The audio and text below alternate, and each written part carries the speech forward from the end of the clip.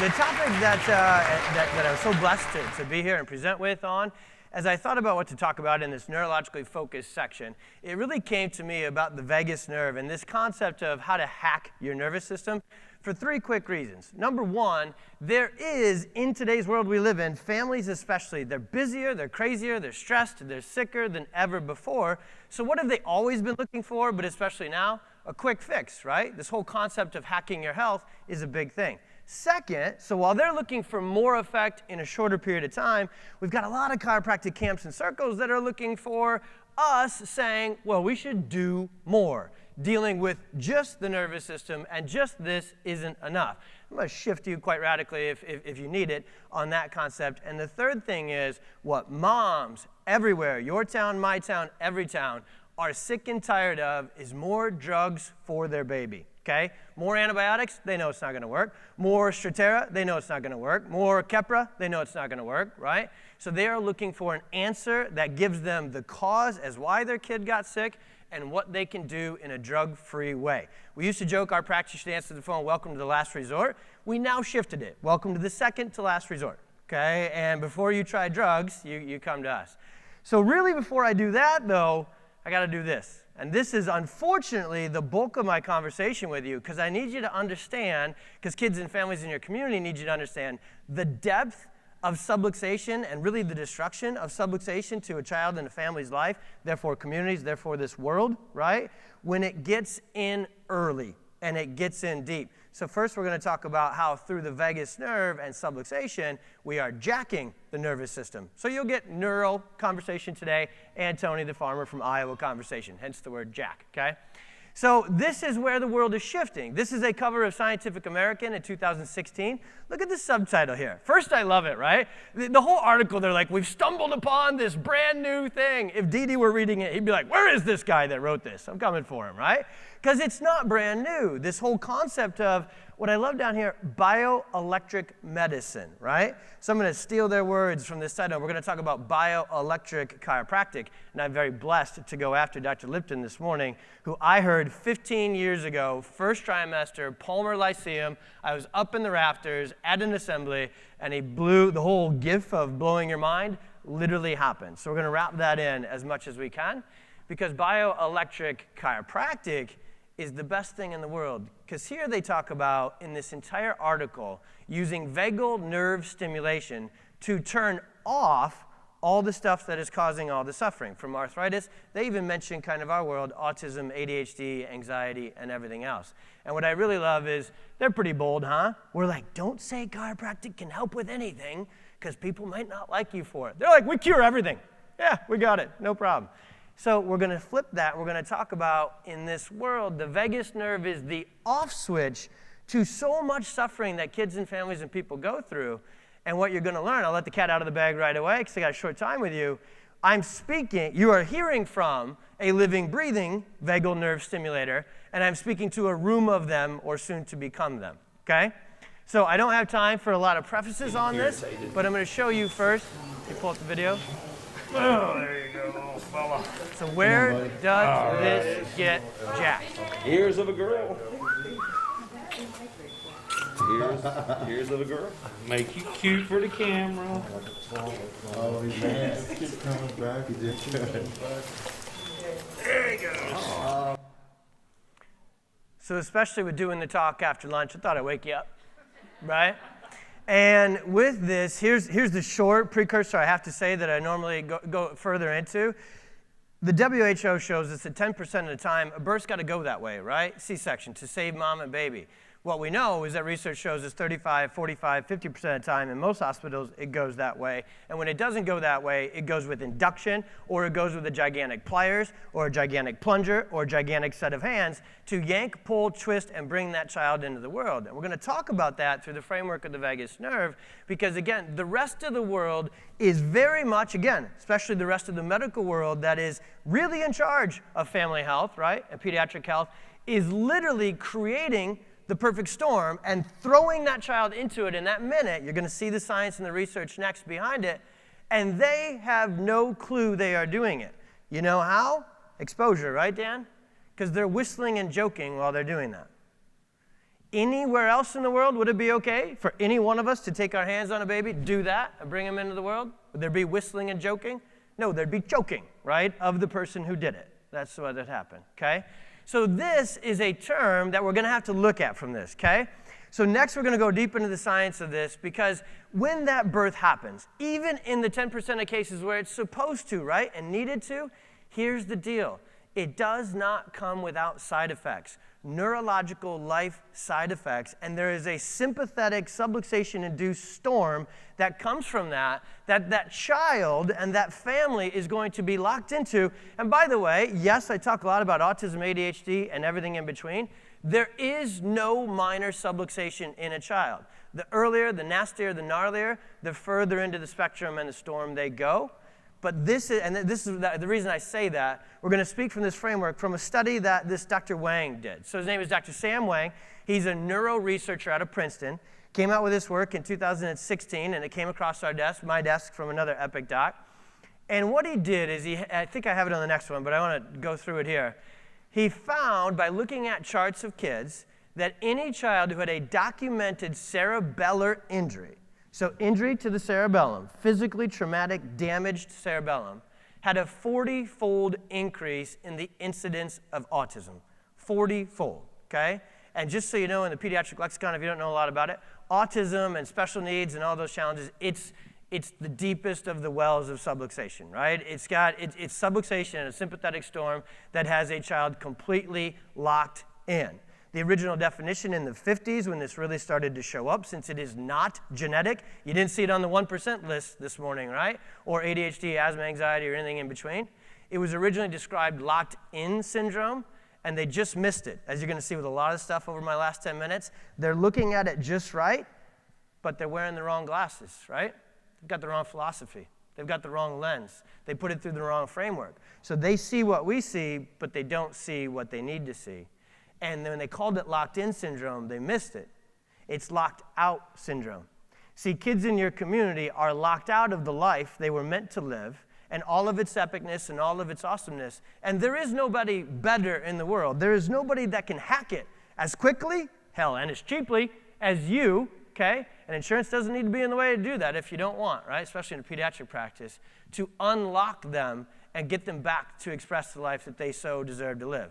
And that happens the same, whether that is a deeply stuck autism epilepsy kid or it's a brand new baby on the first day of life and they've got a little subluxation that needs to be unlocked so they can live a big life. All right, tangent number one. Or was that number two, Don? I don't know.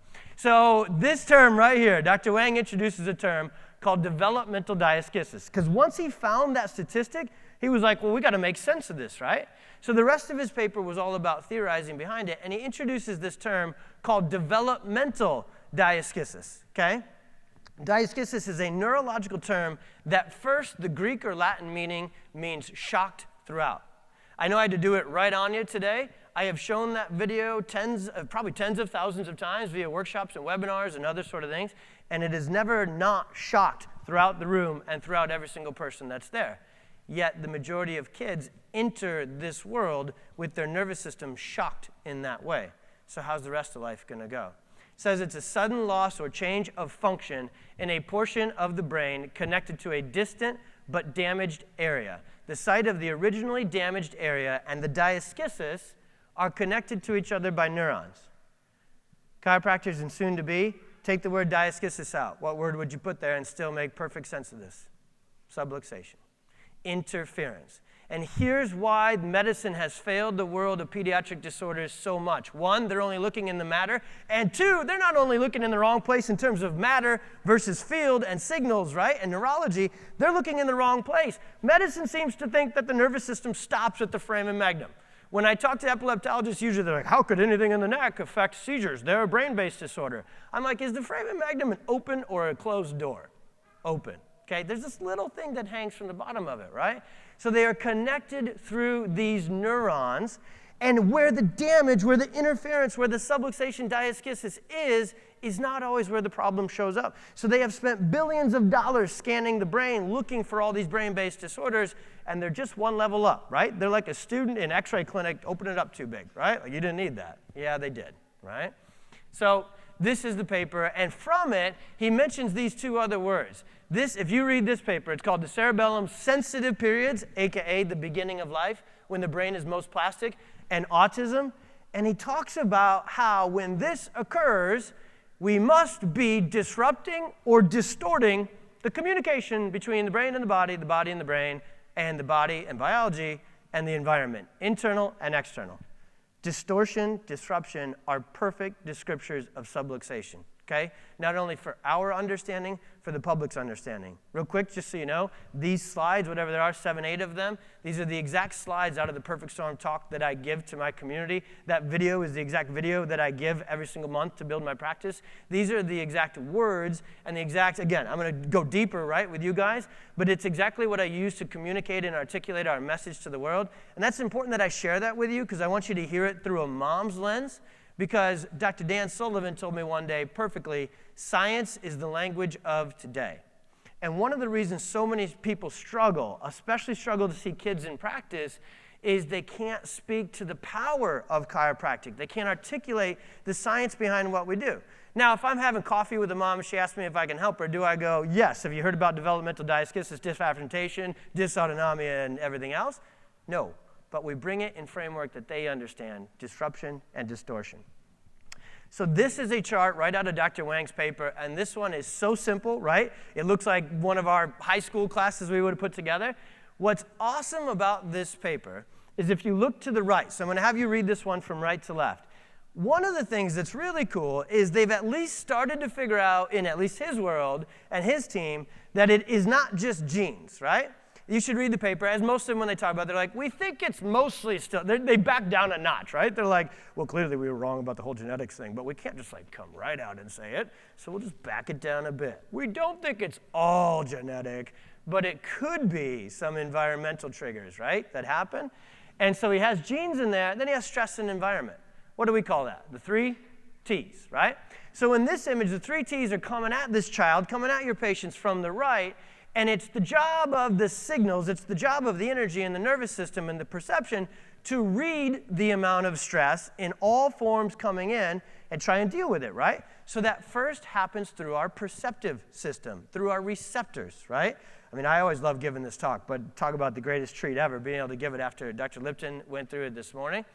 So that sensory information, as Dr. Wang puts it, then comes through, and again, here's what medicine, and I'm not trying to say anything, I'm just contrasting, okay? I would miss it too if I only had their glasses. They get from the sensory information, right, which is in, yes, our skin and all of our tissues, our eyes, our ears, and everything else, and they just skip something, right? And they're already inside the brain. They're already above the foramen magnum.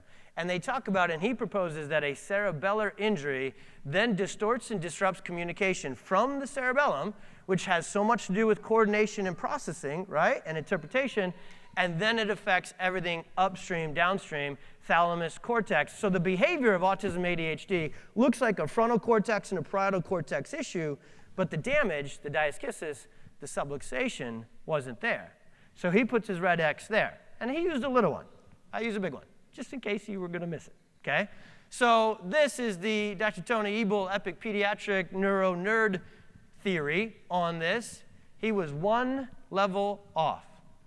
See, the cerebellum, even in the nastiest of births, however you see it, this is how I see it, the big man was pretty intelligent in his design, so he was like, that brain thing, kind of important. Why don't we actually use sutures to tie the bones together so nothing can get in there? Then that spinal cord thing and brainstem, kind of second most important, so let's use vertebrae to protect it and guard it and keep it well. So what happens in that birth, as that child is pulled from that way, there's still, right, especially in a C-section delivery, there's no help going out, right? In fact, there's guarding, hold me in, especially when the mom is in a sympathetic state, right? She's in a fight or flight protective state, can't be in growth and delivery state. So literally, physically, those doctors are taking that baby, they are axial tractioning up, right? So occiput and atlas go along for the ride, but axis is hung on to C3 and everything below, right? The facets. See, first try students, you do actually have to know this stuff, right? Be the first time ever that it'll come in real life. I'm kidding if somebody teaches that, sorry. And from there, it comes and we pull and we lift and we separate and then we twist to get the torso out. So atlas and occiput go one way, and axis and everything else go the other way, and we literally physically distort, disrupt, and damage neurological communication at the brainstem and the spinal cord that then goes upstream to the cerebellum, to the thalamus, and everything else. So diaschisis is a neurospinal phenomenon because, yes, it's protected, but not as much as up here. So Dr. Wang was right. He was just one level off. Okay? So looking at, oops, hitting the wrong ones there. So here's the last drive home part of my talk. Where does the vagus nerve hang out? Where does it start from? Cerebellum and brainstem. And the vagus nerve is nicknamed the wandering nerve because it unites and connects via 85% afferent sensory perceptive functions. The vagus nerve is in charge of telling the brain and innate, hey, everything's all right or it ain't. Okay? Sorry for my farmer language. The gut, yes. The breathing, yes. The heart, yes. Then if you read Dr. Rubin's paper, what we now know with Dr. Porges' work and other is there's the polyvagal theory, and this is autism in the core of my work. It is not, the vagus nerve doesn't just control the viscera and the organs, it controls our social, emotional affect, and whether we read you as a friend or a foe. So when the vagus nerve is distorted and damaged and subluxated and interfered with at birth, that child struggles with all those things forever, because when you shut down the vagus nerve, when you shut down the governor, the parasympathetic, meaning supposed to counter the sympathetic, that child starts a life in subluxation, and subluxation means stress stuck on. It's turned on early, it's turned on severely, and it's stuck on for life until they meet you or I, living, breathing vagal nerve stimulators. Because the 3 T's, the more of them they have, the earlier they have them, the more that nervous system redlines and gets stuck. And that's called a colicky, fussy, won't sleep, won't eat baby. Then that's called a won't sleep, won't settle down, screams all the time, toddler.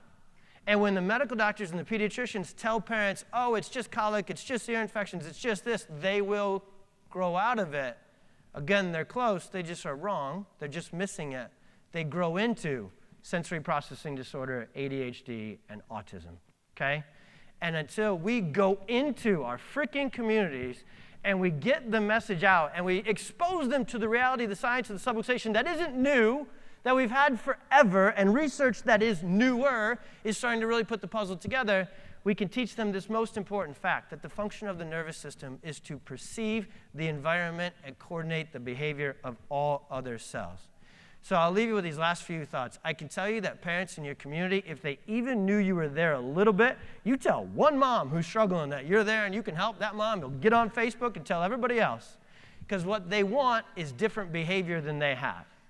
So when you teach them, they need to read this from right to left, but not left to right, that in order to improve the output, we need to improve the perception and then the coordination, exactly as Dr. Lipton taught us today. Nothing does that better than chiropractic. So I'll leave you with a pre and post video so you can see it, so all of your sensory perceptors can understand the bigness of it. Say 3-year-old locked into autism before we met him. Did you have fun? Do you see perception in his eyes? Did you have coordination fun? In his life?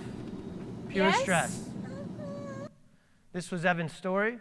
You can read it. I got to fly through it. I'm out of time. That scan, if you see kids and you don't scan, then you're not seeing the nervous system. You're only talking about it. And I tell you, you can bring about it better when you can see it, measure it, quantify it, and change it, and show it to them and show it to the world. All you need to know about that scan is not that red is bad, but in Tony Farmer English, squiggly lines are bad. That is a dysautonomic diaschisis storm. That is autism seen on a neurological field scan, and this is what we do to it. Is that a bird? 2 months later. Tweet, tweet. What's that one? Eye contact, What is answering it? because he's understanding, A dog. perceiving, Yep. and that's Evan today. Going into 5th grade, he's not behind, he's ahead. Math, reading, everything else. So what this is about, and I need to leave you with this, it's about life. On your left is a picture of me a couple of weeks ago adjusting a brand new baby on their way home from the hospital because I've got a practice that pulls kids out of the perfect storm, and I have a love-hate relationship with it, but I hate that I have to do it because they go there, but I love it because the results of getting out of them is amazing. So the 2 kids on the right, they're going to have a life because of principle number 24 that'll still maybe have a definition with them of autism, but they have a hell of a better life because they have us in it. And that baby, we're going to keep them out of the storm because they have us in it. So I am out of time. I want to show you this. I would love to give you more of this science to it. So if you love this stuff, you love seeing babies, I would love the opportunity to show you more of the science to it. Take out your phone before I'm done. I'll leave that up there. Text DC to that, and I'll give you a webinar that goes deeper into this science, every other layer of the 10D model. Thank you very much.